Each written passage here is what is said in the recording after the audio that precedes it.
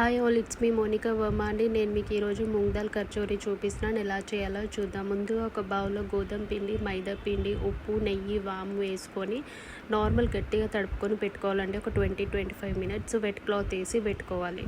మళ్ళీ ఒక సైడ్కి ఇంకో బౌల్లో కొద్దిగా మూంగ్ దాల్ అనేది నానబెట్టుకోవాలి. ఒక 20 మినిట్స్ ఒక 2 టైమ్స్ వాష్ చేసి నానబెట్టి పెట్టుకోవాలి.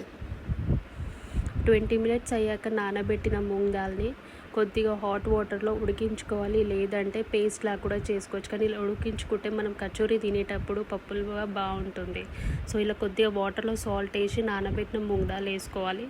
పక్కన స్ట్రెయినర్లో స్ట్రెయిన్ చేసుకొని పెట్టుకోవాలి. వాటర్ అంతా ఉడగొట్టుకొని వేరొక ప్యాన్ తీసుకొని ఆయిల్ యాడ్ చేసుకొని దాంట్లో కొద్దిగా జీలకర్ర, సోంపు కొద్దిగా వేయించుకోవాలి.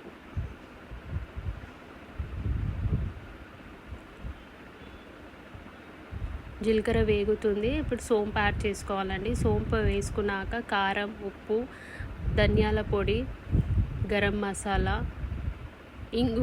కొద్దిగా ఇంగువ వేసుకొని మంచిగా ఫ్రై చేసుకున్నాక పచ్చివాసన పోయాక ఒక 2 స్పూన్స్ అంతా శనగపిండి యాడ్ చేసుకోవాలండి. శనగపిండి యాడ్ చేసుకున్నాక పచ్చివాసన పోయాక ఏదైతే స్టెయిన్ చేసుకున్నామో మనము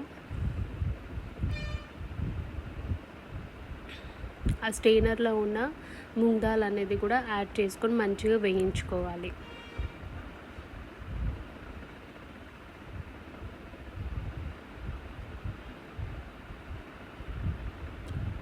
చూడండి, శనగపిండి యాడ్ చేశాను. పచ్చివాసన అంతా పోయేదాకా కొద్దిగా వేయించుకుందాం.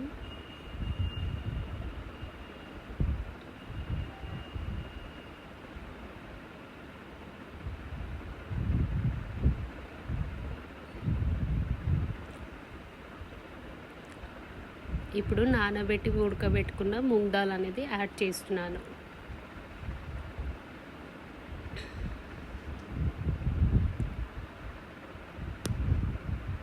చూడండి, ఇలా వస్తుందండి. పొడి పొడిగా ఇలా ఉంటుంది. క్రిస్పీగా పప్పులు బాగుంటుంది.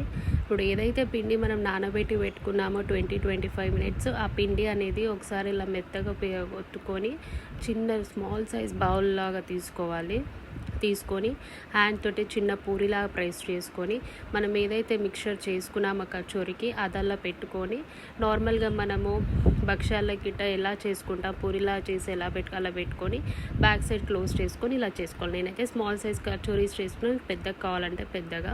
చూడండి, నా కచోరీస్ అన్నీ ప్రిపేర్ అయిపోయినాయి.